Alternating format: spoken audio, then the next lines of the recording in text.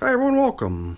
I'm preparing to check in on my bin with the mixed red worms in it. And the system's now 295 days of age, even though we've abandoned the ping pong style of feeding, which was nothing more than alternating which side of the bin gets fed each time. We've kind of committed to feeding only on one end of the bin, sort of transforming the configuration into what I refer to as a wedge. I managed to keep this document updated. Not that it's a big deal. I will just have to go in here each time and mark down the day and make a little annotation as to what's being fed. But as this document grows in size, the size of the text gets smaller and smaller. I'm practically touching the lens, so I don't even know if this is in focus anymore and it's readable or not. But right there you can see what the mixed red worms are going to be fed today. It's a nice hefty portion of watermelon. Not watermelon rinds, watermelon. My sister contacted me yesterday informing me of a not so yummy watermelon that they purchased. They gave it a little taste. They weren't satisfied with it. They decided to donate it to the cause. And this is the first of my systems being fed with the stuff. I've got quite a bit of it. As you can imagine, watermelons are a huge piece of fruit. So I've got 3 bags. Well, this is one of 3 bags that I'm storing. And then there's also 3 bags of the watermelon rinds that I put away. So a good amount of watermelon. Today's feeding is going to include a little bit of coffee too. So wedge. The wedge pattern is just feeding on one side of the bin. And you know what? Looks like we've got some invaders. I don't know if you could see them, but they're clear as day to me. Whole lot of movement going over there in that corner, and perhaps we just didn't bury their last feeding well enough, and maybe the flying insects are getting drawn to the available food supply. I think we better take care today to make sure that the watermelon gets submerged adequately so that it doesn't continue to attract pests. So I think what we're going to do is we're going to first spray, because I usually assume that the critters that I'm trying to spray with this mosquito dunk solution are on the surface. And then I guess at some point, once we get started here, all this material will just get sort of blended together. And I am a little bit skeptical of the mosquito dunks that I've been using, because it's been a couple years since I purchased this stuff. It just seems like I haven't been getting the sort of results that I'm used to. In the past, I was able to eliminate the flying insect issues in my systems 1, 2, 3 using the mosquito dunks, but for some reason, I've been kind of in a perpetual flying insect situation here in a number of my systems. The other thing that I've been in, another situation I've been in here as far as critters in the system that are sort of uninvited, are the springtails, which are also present in a number of my systems in great numbers. All these little tiny white specks that you see everywhere, those are all springtails. So I figured before we make our way into the edge of the bin where the feedings are being applied, over on this side where the feeding zone indicator was, we would just go through and inspect and aerate the material on the opposite edge of the bin. And as you saw in the beginning, we were covered only with a piece of newspaper, which at certain times of year would result in the material drying out considerably. But in the sticky, hot and humid days of summer,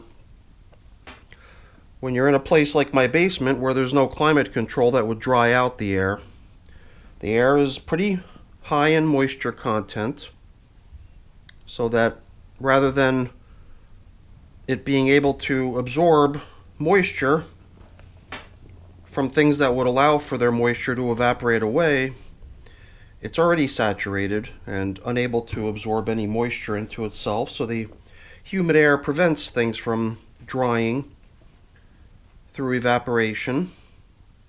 So my systems are hanging on to their moisture quite well. I bet you even if we were to leave this system completely uncovered, it would probably still remain quite damp.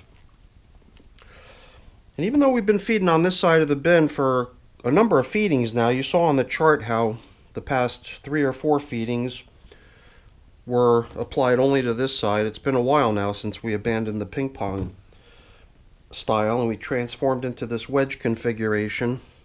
You can see the worms are quite content to be over on the opposite end of the bin where there's been no food applied lately.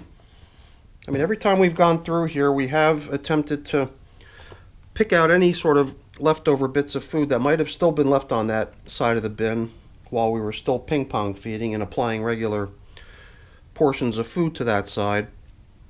And I was kind of, casually looking to see if I encounter anything like that as I plowed through, but I didn't really see anything worth picking out in order to place it over onto the feeding side of the bin.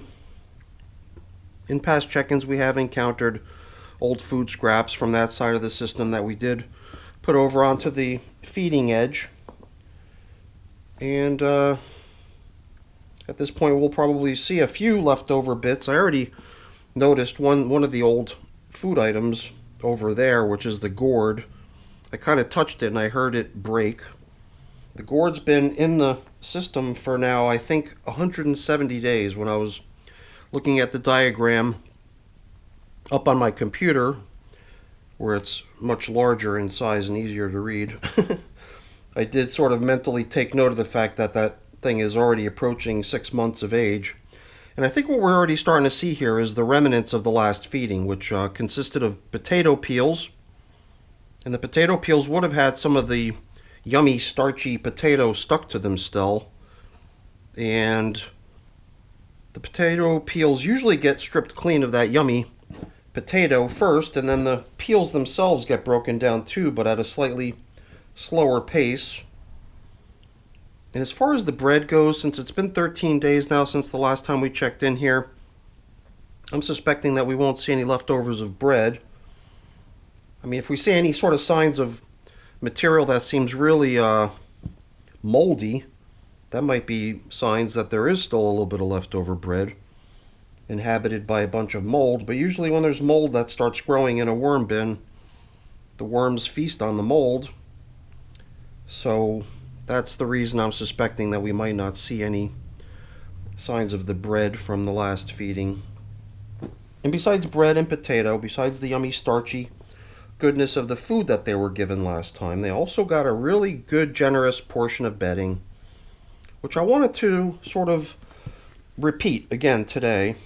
And that's the reason you've been maybe noticing that I've been stacking up the material a little bit higher on the far end in the hopes of creating a good bit of extra space over here where we're going to feed. I'd like to make room for a little bit more bedding, or a lot more bedding if possible, to include with today's feeding. So at this point, I'm sort of just plowing through the feeding zone. Here and there, we're going to bump into old food scraps. Here we have, for example, the stem of a pumpkin. Certain things just seem like they're going to probably outlive this system. Since we're now rapidly approaching 300 days of age, it is reasonable to expect that we're going to probably bring this system to an end one of these days soon. I'm noticing these little tiny, I see a white potworm, a little potworm cruising around right there. But right there, I see what appear to me like possibly the larva of the flying insects. The mosquito dunks, I believe, are really targeting the larva of the insect, the target insect. I watched a video on the mosquito dunks product the other day, and it did actually explain the mechanism of the BTI bacteria, which is the active ingredient in the mosquito dunks. The way it goes into the gut of the larva, interferes with their digestive system, kind of starving them to the point where they're unable to grow and mature to the next phase of their development. So I do remember hearing a conflicting story that tried to explain another way that the BTI works, but I did sort of just hear another source. I think it was as recently as yesterday when I was doing a little bit of research that sort of affirmed my original understanding of how this stuff works. So I don't know, maybe it works in numerous different ways, and that's just the method that I keep encountering in the explanations. silence my phone over here so it's not going to interrupt us again. But yeah, as you can see, we've created a pretty good sized hole here into which we're going to drop today's delicious feast. But like I said, I'd like for that stuff to be pretty low down. So we'll start by dropping in a little foundational layer of my prepared bedding. You can see there's a good bit of the prepared bedding from last time remaining here.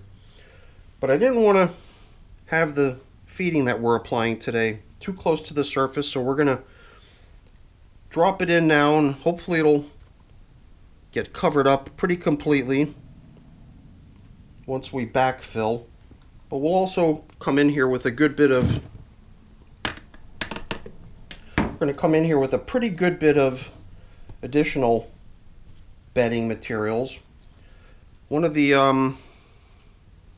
other things that I'd like to try to do away with once in a while is my large collection of napkins. Keeps on stacking up.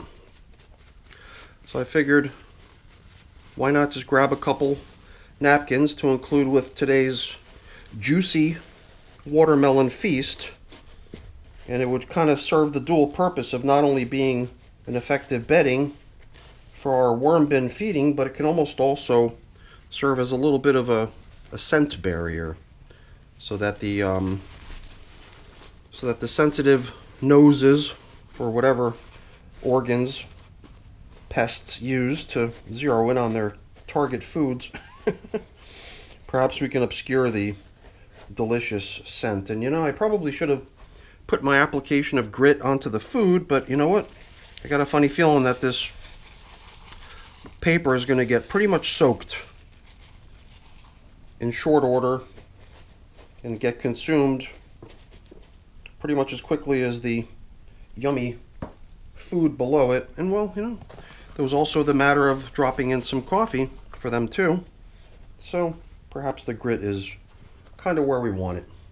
And you know, for good measure, I think I'm going to drop in a little bit of the BTI right over here too. Oops. It would seem that I failed in silencing my smartphone. All right, maybe that worked. We'll see. If it keeps on dinging, then whatever. We'll just deal with it. So I think this is pretty much the end of our check-in over here. I guess I got a little bit distracted there in the beginning when I saw all the flying insects. And I guess that always does sort of add a little bit of extra time when you want to take the extra effort to apply some of this mosquito dunks. Oh, I did not successfully silence my phone. It does seem like there's a lot of chatter going on whatever that string of messages is. I saw my sister's name, I saw my brother-in-law's name. Who knows, maybe we're getting ready for a card party tonight, so we'll have to see. All right, enough of this.